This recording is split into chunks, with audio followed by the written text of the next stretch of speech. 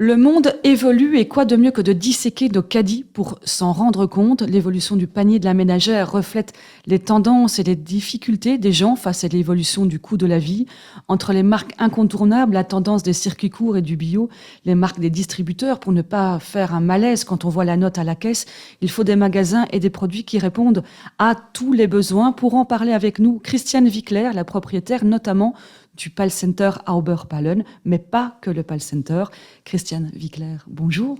Goedemorgen, bonjour. Goedemorgen, Christiane. Le PAL Center, beaucoup l'ignorent, n'est pas qu'un magasin isolé au PAL Center à Auberpallen. Il fait partie d'un groupe qui ne cesse de grandir. Vous pouvez nous le présenter? Oui, donc on est à Pommerloch aussi, du côté de Bastogne. Nous sommes à Strassen, à Steinzel, à Steinfort. Donc toutes des villes avec des ST devant, Strassen, Steinzel, Steinfort. Nous sommes à Useldange. Nous sommes en train d'aller en ville aussi et reprendre les aliments. Nous sommes donc à Auberpallen, c'est quand même sur notre flagship, notre vaisseau amiral ou notre laboratoire où on essaie toutes les nouvelles tendances qui prennent bien. Et disséquer le caddie de la ménagère, c'est très très bien. Il faut surtout se poser la question, pourquoi est-ce que c'est dans le caddie? Est-ce qu'on en a vraiment besoin? Et avant d'en parler, combien ça représente de personnes qui travaillent pour vous, Christiane? Actuellement, nous sommes une équipe de 300, donc, qui va grandir évidemment avec Alima. Mais voilà, ça c'est notre grande famille. Un petit brin d'histoire, le PAL Center a 40 ans, ça n'a pas 150 ans non plus, et c'est une histoire qui a commencé avec votre papa. Non, c'est moi qui ai commencé, donc j'avais 22 ans. Mon père m'a mis cette station parce que mon père avait une très bonne capacité d'analyse sur ses enfants, dans quoi ils sont bons, dans quoi ils vont évoluer. Et moi, comme j'étais petite, je jouais toujours dans l'armoire de ma mère, donc avec la farine, le sucre, les pâtes et le porte-monnaie. C'était soit de banquière ou épicière. Je suis sûre que j'ai choisi le bon créneau. Et donc, il m'a dit, voilà, en 82, voilà, je te mets ta station cette station-service à la frontière belge. C'est une belle niche fiscale, d'accord, mais c'est une niche pour faire du commerce. Et vas-y, et je ne veux surtout pas entendre de plainte. Alors, quand on voit la femme que vous êtes aujourd'hui, beaucoup pensent que vous êtes née avec une petite cuillère en or ou en argent dans la bouche. Pourtant, petite, c'était pas ça. Non, c'était plutôt une cuillère en bois. Donc, mon père, il a lancé son entreprise. Donc, j'entendais très souvent mes parents dire quand je voulais avoir quelque chose, non, nous n'avons pas les moyens de te l'offrir. Donc, ça, c'était quelque chose de tout à fait normal. Et c'est pas pour ça qu'on perdait notre identité ni notre caractère. Parce que c'est très noble de dire, je ne peux pas me le permettre, mais c'est pas grave. Donc, l'entreprise de mon père a bien prospéré, c'était les très bonnes années, mais on ne nous a jamais matériellement gâtés pour autant. Si ma mère, elle aimait la mode, elle nous a toujours bien habillés, et ça m'a donné aussi ma créativité, mon goût, et j'en suis très reconnaissante de cette évolution.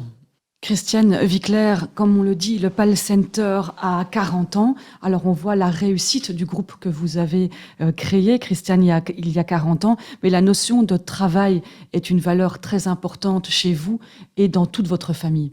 Oui, c'est la notion du travail, surtout du travail bien fait, et de ne pas se plaindre si on a trop de travail. L'histoire de mon père, c'était aussi beaucoup d'ennuis, beaucoup de soucis dans une entreprise. Mais je n'ai jamais entendu mon père rentrer le soir se plaindre. Et ça nous a donné, évidemment, à nous trois, donc mon frère, ma sœur, cette notion d'entrepreneuriat et de passion et oui, d'être par moments un peu plus down, mais de bien dormir et de se relever et de montrer au monde qu'on sait faire mieux. Et cette notion de travail, quand nous, on se plaignait, quand on était petit, qu'on ne voulait pas faire quelque chose, mon père, il disait, fais-le de bon cœur et ce ne sera pas du travail.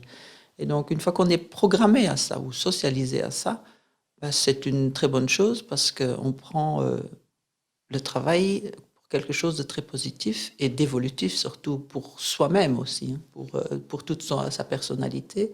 Et on apprend à partager surtout. Parce qu'on pouvait vous voir, vous, mais aussi vos enfants, parce que vous avez aussi transmis ça à vos enfants depuis qu'ils sont petits, avec une serviette pour essuyer la vaisselle dans les restaurants, où vous, 7 jours sur 7, dès le plus jeune âge, vous montrez l'exemple. Vous n'avez pas peur d'aller les mains dans le cambouis dans votre entreprise. C'est pas seulement que je n'en ai pas peur, mais j'en ai besoin. J'ai besoin de toucher, je suis une créative, Oui, je suis aussi par moments une vraie entrepreneur, donc très chaotique. Je saute du coq à l'âne, mais c'est ça aussi qui me donne mon énergie pour prospérer. Et surtout les enfants, c'était très clair, s'ils voulaient avoir quelque chose, il fallait donner d'abord pour l'avoir. Et cette notion donc ça donne aussi la notion de partage et ça donne la notion d'énergie, qu'il y a beaucoup d'énergie dans le travail bien fait et c'est une passion. Une semaine dans votre vie, ça ressemble à quoi? Vous vous levez à quelle heure? Vous travaillez combien d'heures? Qu'est-ce que vous faites? Ben, disons, je suis une lève-tôt, aussi oui, parce que je suis une épicière au départ, donc quand le camion est là, il faut le décharger. Mes heures, je ne les compte pas, je ne les ai jamais comptées, je ne sais pas. Je, je travaille, je fais le travail. Donc ça représente quoi une manager comme vous qui a plusieurs centaines de personnes? On fait quoi de sa semaine? Ben, disons, on ne programme pas trop parce que ça change tout le temps. Je ne suis pas une adepte du spreadsheet, donc je le fais au feeling. J'ai la chance d'avoir une très bonne équipe autour de moi parce que je suis une exploratrice. Je suis pas je suis pas une développeuse. Hein. J'explore parce que je n'ai pas peur. Je rentre dans la jungle, je vais voir. Et puis je laisse aux développeurs leur travail derrière, qui sont plus rigoureux. Mais moi, il me faut cette liberté pour aller là où il y a encore personne qui a été. Christiane Wickler, le monde est profondément secoué depuis 2 ans. Comment cela se ressent-il dans le panier de vos clients? Ben ça s'est ressenti d'une façon, je vais dire, très positive parce que les gens ont recommencé à faire à manger eux-mêmes. Donc ils se sont rendus compte aussi de la qualité de la nourriture. Ça, pour nous, chez nous à la maison, c'était toujours très, très important. Quand on veut bien travailler, il faut une bonne énergie, donc on ne peut pas manger n'importe quoi. Et des fois, quand j'examine les gens, jamais ils mettraient dans leur voiture ce qu'eux, ils mangent. Parce que la voiture ne tournerait plus. Donc, c'est cette conscience de bien manger, de savoir ce qu'on mange et surtout de le fabriquer ou de le produire soi-même. On a une toute autre notion que si on prend un plat préparé où on ouvre juste le film plastique au-dessus et on le mange. Vous avez senti ça dans le caddie, dans ce que les gens achètent au Pal Center et dans les autres enseignes que vous dirigez, que les gens allaient plus vers du bio, moins vers des plats préparés ou qui consommaient autrement? Beaucoup plus et puis surtout vers les produits locaux. Donc, ils voulaient aussi, donc c'est là pour moi où la solidarité s'est vraiment mise en place. Ils veulent aussi soutenir les entreprises locales avec les cultivateurs du coin et de la région, de la grande région. Nous avons quand même de la chance que nous vivons dans une région où il y a beaucoup de terre. Et donc, ce rapprochement de la terre était très important et en tout cas dans notre clientèle très recherchée. C'est pas qu'un effet de mode, ça continue. Ça continue, ça continue. Les gens, leur palais a changé, hein, le palais gustatif a changé. Et une fois que ça change et qu'on sent aussi les bienfaits pour sa santé, parce que tout est énergie et ce qu'on met en nous, c'est nos médicaments. Hein, si on mange convenablement, on avance convenablement et la maladie ne se met pas. Le système immunitaire, il est boosté. Et on sent que vous êtes très vigilante à ça quand on voit en tous les cas l'évolution de ce qu'il y a dans vos rayons. Vous devenez même une référence alimentaire dans des produits de niche. Vous tentez d'éduquer vos clients parce qu'on voit tout le temps des nouveaux produits qu'on voit nulle part ailleurs. C'est une manière d'amener vos convictions à travers vos rayons. Tout à fait, mais en proposant, pas en éduquant, parce qu'on ne met pas les autres choses dehors non plus. Petit à petit, je pense que j'ai ma vision claire là-dessus.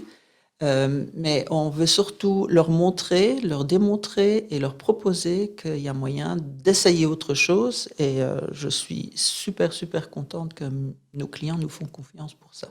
D'ailleurs, vous posez des gestes forts dans votre restaurant, l'Orangerie. Vous êtes en train de faire le ménage dans votre carte. On a déjà fait beaucoup de ménage, donc il n'y a pas un œuf qui rentre qui n'est pas bio.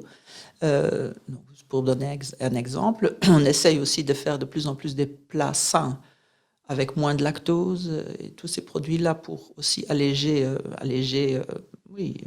l'empreinte qu'on donne au corps quand on n'en a plus besoin.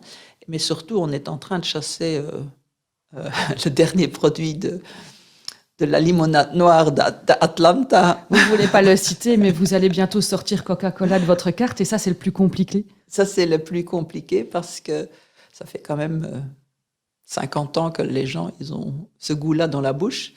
Mais on veut le faire aussi d'une façon proactive, en proposant et en faisant déguster les produits alternatifs. Alors, Christiane Wickler, vous faites le tri dans tout ce que vous proposez dans votre rayon épicerie, dans votre carte, dans votre restaurant à l'Orangerie. Vous êtes en train de faire sortir même le Coca-Cola de votre carte. Dans quelques semaines ou mois, vous allez franchir un pas extrêmement important. Et qu'en est-il du rayon textile ? Le rayon textile, pour moi, c'est la même évolution qui doit se faire. Il faut se demander d'où viennent les vêtements. Ils ont été produits comment? Les gens qui les ont produits, est-ce qu'ils ont été payés convenablement? Nous, on les jette ici d'une façon très légère parce que ça ne coûte rien. Mais ces produits qui viennent, donc ces produits bon marché qui viennent en bateau, sont traités d'une façon très accrue en pesticides et en insecticides parce qu'ils ont un long trajet devant eux. Et tous ces produits-là, je veux aussi les sortir petit à petit de mes rayons pour être sûr que les gens qui déballent ces vêtements, les gens qui travaillent dans ce rayon-là, par exemple, toute la journée, ne doivent pas respirer toute la journée l'évaporation de ces produits-là. Donc, pour nous, c'est meilleur et je suis convaincue aussi que acheter moins, mais mieux, et le porter d'une façon plus durable aussi, parce que c'est la créativité de tout un chacun. Un t-shirt, ça peut se mettre de 15 façons différentes. C'est comment est-ce que je vais dire, c'est un message fort quand on s'habille, parce que c'est notre emballage, hein, c'est notre marketing, c'est le contenant et le contenu à l'intérieur. Donc, on aimerait bien que ce soit assez cohérent. Mais vous montez en gamme dans les prix, vous faites appel à des créateurs, notamment européens, c'est de plus en plus pointu. S'habiller au Pal Center, ça devient de plus en plus peut-être difficile. Est-ce qu'il y a un public? Vous le faites quand même en zone rurale aussi, donc il faut y arriver à vendre des choses aussi pointues à Oberpallen. Tout à fait. Et c'est ça qui est très marrant quand je prospecte pour des nouveaux fournisseurs où je fais la recherche quand même, est-ce que la société est durable? On ne cherche pas dans le bling-bling, on cherche dans le beau, dans le durable. Et donc, quand je fais un peu mon analyse de la société et que je dis que je suis à Oberpallen, ils sont toujours très étonnés parce que la première question, votre ville a combien d'habitants? Je dis à peu près 300 000, non, 300 tout court. Ils sont un peu réticents pour travailler avec nous et puis ils viennent voir et ils sont quand même convaincus parce qu'ils savent que la clientèle est déjà sur notre territoire avec la nourriture que nous proposons. Donc c'est un tout. Moi, j'aimerais bien avoir beaucoup de cohérence dans mon concept. Parce que les gens viennent de plus en plus loin maintenant au Oberpallen, de par les marques et parce que vous montez en gamme et que vous choisissez de manière de plus en plus pointue ce que vous proposez au rayon épicerie et au textile. On sent que même les gens de la ville viennent chez vous. Beaucoup les gens de la ville viennent chez nous parce que vous savez, nous avons un très très très grand avantage par rapport à mes collègues en ville. Le prix n'est pas impacté par le loyer. Le prix du produit que nous vendons, que ce soit au supermarché, que ce soit au restaurant et que ce soit même dans le textile, n'a pas un impact de loyer de la ville ou de loyer tout court parce que nous sommes propriétaires. Donc c'est une autre façon aussi, pour moi personnellement, mais ça n'engage que moi, de faire du commerce et de donner... donc de rendre ces produits aussi abordables, parce qu'il n'y a pas de notion de loyer. Christiane Wickler, beaucoup vous voient comme une manageuse qui fait la une de la presse régulièrement, une des plus grosses fortunes certainement du Grand-Duché de Luxembourg. Ce que les gens perçoivent moins, c'est que vous êtes plutôt comme une mécano qui analyse sans cesse son moteur, une femme qui a les mains dans le cambouis, une exploratrice un petit peu qui veut innover sans cesse. Et le Pan-Center d'Oberpallen en a un peu l'impression que c'est le cœur du groupe, votre petit laboratoire personnel. C'est un peu ça, l'autre face de Christiane Wickler? Oui, tout à fait, parce que je suis, comme manageuse, je suis nulle. Je suis vraiment pas bonne là-dedans parce que je suis une entrepreneur, donc il faut pas venir avec des papiers ou avec des... Donc là, je suis vraiment archi nulle. J'aime être sur le terrain, je veux voir les clients, je veux parler avec les clients, je veux examiner aussi comment ils traversent le magasin. Je veux faire rêver les gens. Je, je suis, je reste persuadée que nous sommes là aussi sur cette terre pour avoir beaucoup de plaisir et beaucoup de bonheur. C'est pas interdit, du moins pas encore. Et moi, mission, c'est de rendre la vie belle aux gens. C'est pour ça que vous êtes entouré d'une équipe, il y a peu de direction pour plus manager, pour vous plutôt explorer. Oui, tout à fait. Et je me prends très souvent beaucoup la tête avec eux parce que leur façon très, je veux dire, carrée ne me convient pas du tout. Et je reste la syndicaliste dans la maison. Eux sont les chiffres et les grilles Excel, et vous, c'est un peu la passion, c'est ça? La passion, l'humain. Qu'est-ce qui vous fait battre le cœur le matin quand on est une femme comme vous qui a bâti autant de choses? Qu'est-ce qui vous excite encore le matin quand vous vous réveillez? Pas en vous rasant, évidemment, hein. Non, je gagne du temps. Je gagne ce temps-là. C'est de faire encore, d'examiner ce qui se passe ailleurs, de l'implanter ou pas, mais de voir qu'est-ce que je peux faire pour rendre la vie plus belle aux gens, plus facile, parce que ça c'est subjectif, ce qui peut être très difficile pour moi est très facile pour vous, et vice-versa. Donc, mais plus belle, à ma façon aussi. Quand vous fermez les yeux, comment vous représentez les supermarchés dans 20 ans? C'est une très bonne question. Je reste persuadée que il va y avoir une fameuse guerre des prix sur Internet entre les produits des grands distributeurs, donc les produits, j'appelle ça les produits industriels, qui, à mon avis, vont lancer leur propre plateforme pour prendre cette marge pour eux. Et il restera de la place dans les supermarchés ou sur la place pour l'humain, parce qu'on est quand même en manque de contacts sociaux, on en a besoin. Donc des produits où il y a encore une âme et un producteur derrière, mais l'environnement va changer. L'hypermarché, pour moi, c'est pas ça l'avenir, parce que si entre les Kellogg's et les Nutella, vous mettez 3/4 d'heure de caddie, ça n'intéresse plus les gens, mais c'est plutôt aller manger et trouver aussi sur ce marché des petits restaurants. Donc c'est un peu je veux dire, c'est très utopique d'y croire, mais j'y crois. C'est un peu le retour vers l'humain aussi. Christiane Wickler, côté belge, vous avez également beaucoup investi avec des choses encore en place et d'autres que vous avez déjà cédées. Oui, tout à fait. Donc nous avons cédé au mois de décembre la société Tounet en management buyout, c'est-à-dire des gens de l'entreprise, à l'intérieur de l'entreprise de Tounet, qui ont racheté toute l'entreprise, immobilier compris. Et je suis très contente parce que comme ça, ils peuvent donner 100% de leur énergie dans cette entreprise, ils peuvent la développer comme eux ils veulent en entrepreneur, mais avec une façon qu'ils ont quand même appris aussi chez nous, au Pal Center, d'une façon très humaine pour considérer les gens qui travaillent là et pour en faire un projet commun. Alors, on va quand même rester sur ce sujet-là parce que ce que l'on sait moins, c'est que vous avez joué un bras de fer énorme avec Ferrero, qui a son entreprise, son entreprise et ses lignes de confection, notamment des Kinder dont on a beaucoup parlé, juste en face de Tounet, qui voulait racheter votre site.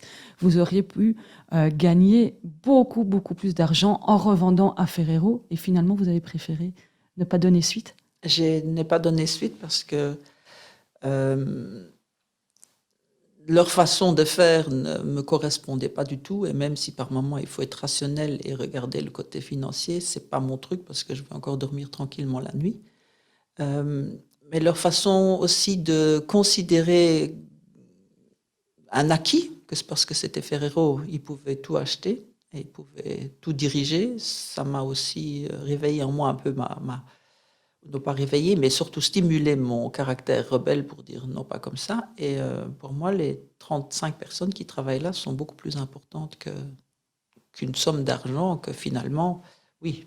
Et puis il y avait un peu une question de principe parce que le personnel n'allait pas être gardé par Ferrero, et aussi parce que votre papa disait quelque chose quand vous étiez petite qui vous a marqué. J'aimerais bien que vous en fassiez profiter les auditeurs.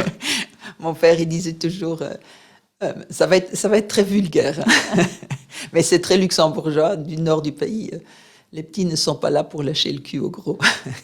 Et donc, malgré que vous êtes comme Christiane Wickler, une référence au Grand-Duché de Luxembourg, par rapport à Ferrero, vous sentiez une toute petite et vous avez donc préféré résister et maintenir l'activité de la blanchisserie Tout Net à Arlon. Oui, tout à fait. Et c'est pas une question, c'est pas une question d'ego, c'est surtout une question de durabilité d'une entreprise qui fonctionne. Pourquoi fermer une entreprise qui fonctionne juste parce que il y a quelqu'un qui a décidé de la fermer? Et donc, c'est une question aussi entrepreneuriale et pour la région. Un grand merci, Christiane Wickler, d'être venue dans notre studio. Je vous en prie, avec plaisir. Merci.